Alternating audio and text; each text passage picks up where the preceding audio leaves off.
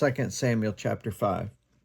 All the tribes of Israel came to David at Hebron and said, "We are your own flesh and blood. In the past, while Saul was king over us, you were the one who led Israel on their military campaigns. And the Lord said to you, you will shepherd my people Israel, and you will become their ruler." When all the elders of Israel had come to King David at Hebron, the king made a covenant with them at Hebron before the Lord, and they anointed David king over Israel. David was 30 years old when he became king, and he reigned 40 years. In Hebron, he reigned over Judah 7 years and 6 months, and in Jerusalem, he reigned over all Israel and Judah 33 years.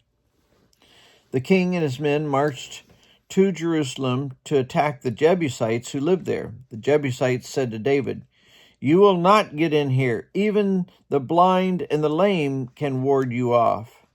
They thought, "David can't get in here." Nevertheless, David captured the fortress of Zion, which is the city of David. On that day, David had said, "Anyone who conquers the Jebusites will have to use the water shaft to reach those lame and blind who are David's enemies." That's why they say the lame and the blind will not enter the palace. David then took up residence in the fortress and called it the City of David. He built up the area around it from the terraces inward, and he became more and more powerful because the Lord God Almighty was with him.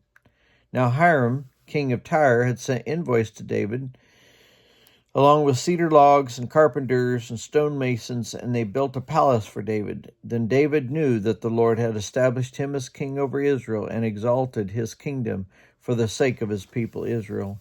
After he left Hebron, David took more concubines and wives in Jerusalem, and more sons and daughters were born to him.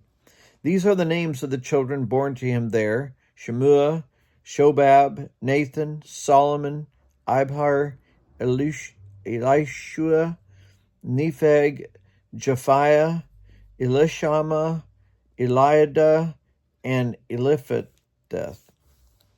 When the Philistines heard that David had been anointed king over Israel, they went up in full force to search for him.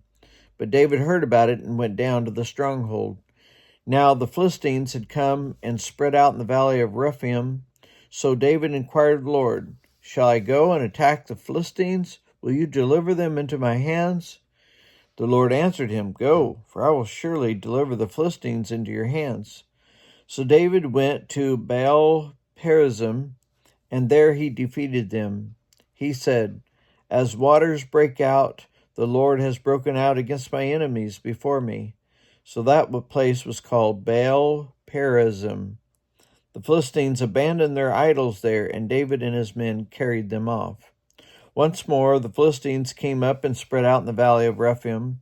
So David inquired of the Lord, and he answered, "Do not go straight up, but circle around behind them and attack them in the front of the poplar trees. As soon as you hear the sound of the marching in the tops of the poplar trees, move quickly, because that will mean the Lord has gone out in front of you to strike the Philistine army." So David and his men did as the Lord commanded him, and he struck down the Philistines all the way from Gibeon to Gezer.